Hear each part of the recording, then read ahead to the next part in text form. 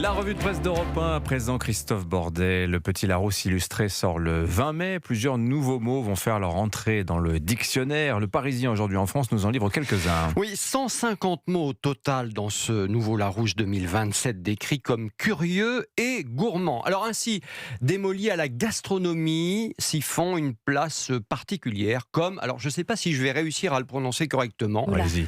shakshuka. Bah oui, La bien sûr. shakshuka, oui, bien sûr. Non mais je le prononce bien donc. Vous le prononcez la très bien. shakshuka. Bon, plat de légumes mijotés d'origine maghrébine, mais aussi chai, thé épicé venu d'Inde, ou bien encore kadaïf, pâtisserie orientale. C'est laquelle celle-là? Parce que je vois pas ce que c'est. Je l'ai pas, Celle donc avec Vous du l'avez pas miel et... je sais pas si. Oh, il y a sûrement du miel. Il y a oui, du ça, sucre c'est et du une miel, c'est évidence. sûr. Bon, selon le linguiste conseiller scientifique du Petit Larousse, ces mots illustrent les avancées en matière d'inclusion, traduisent une ouverture au monde à travers la francophonie et les cultures culinaires.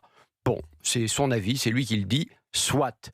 Et puis il y a également le terme gâté. Alors je l'ai découvert ce matin parce que je suis un petit peu vieux jeu, qui désigne notamment un être cher. Et c'est aussi la chanson de...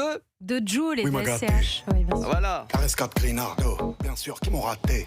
Bien sûr. Sur les Alors là, doigts bon, évidemment, l'auditeur d'Europe 1, ça le réveille. Vous Il se n'écoutez dit, pas qu'est-ce qui ça, se passe ? Non, vous pas du tout. Je préfère Mireille Mathieu. Chacun ses goûts. Allez, on continue. Dimitri Pervenot, Pardon c'est à vous. Christophe, les mots c'est l'histoire. Ce matin, le Figaro essaie de nous rafraîchir la mémoire. Un peu d'histoire pour mieux comprendre le présent. Le 3 mai 1936, il y a 90 ans et un jour, le Front populaire remportait les législatives. Rappelle le Figaro, Guillaume Tabar revient ce matin sur cette alliance entre socialistes, communistes, radicaux. Une expérience qui fut brève, à peine plus de 2 années. Mais le mythe demeure à gauche. La preuve en 2024 avec cette alliance entre LFI, le PS, le PC, les écologistes baptisés Nouveau Front populaire. La recette est toujours la même, sur le fond, des cadeaux à tour de bras pour une vie dite meilleure. Et au final, cette question, c'est qui paye? Car oui, à chaque fois, ça coûte un bras. Alors certes, deux lois résument l'œuvre du Front populaire, rappelle l'éditorialiste, le passage des 48 heures de travail hebdomadaire aux 40 heures et les 2 semaines de congés payés, du bon temps pour les travailleurs, pendant que l'Allemagne, à cette époque-là, produisait à plein régime pour nous faire la guerre et nous envahir. Quelle réussite, quelle vision! C'est ironique, bien sûr. Christophe, c'est justement cette date du 3 mai qu'a choisi Jean-Luc Mélenchon pour annoncer sa candidature à la présidentielle. Oui, je ne sais pas si vous l'avez regardé hier soir à la télé, Mélenchon, mais alors fier comme Artaban. Alors je vous rappelle quand même la définition de fier comme Artaban.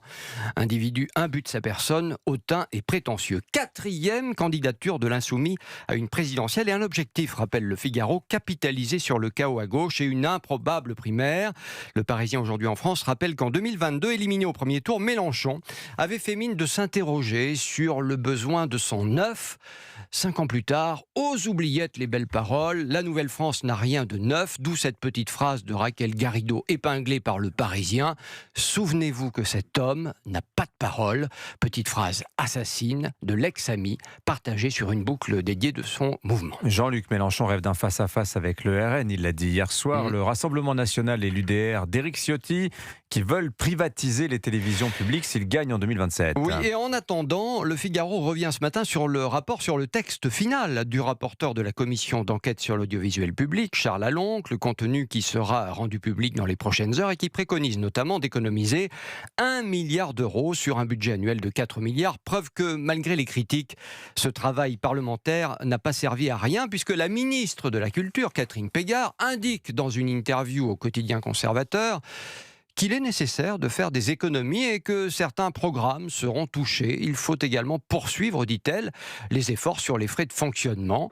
Donc c'est ce qu'affirme la ministre, et créer des passerelles entre les marques. Mais pas question de supprimer France Info TV par exemple. Pas un mot sur le besoin de diversifier les éditorialistes de France Inter, dont le penchant à gauche est pourtant bien prouvé aujourd'hui. Puisque l'on parle d'économie, Christophe Bordet, les Français aimeraient bien en faire.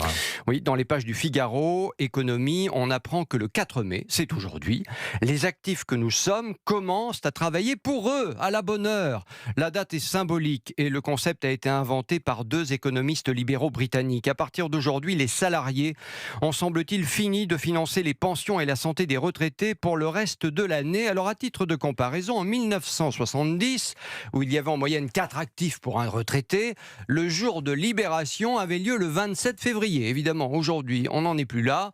On compte moins de 2 actifs pour un retraité, donc le système et de plus en plus Oui. en danger. Et on ne partait pas en retraite à 65 ans, Et comme, voilà. comme à l'époque. Et Merci beaucoup Christophe Bordet, votre revue de presse sur Europe 1.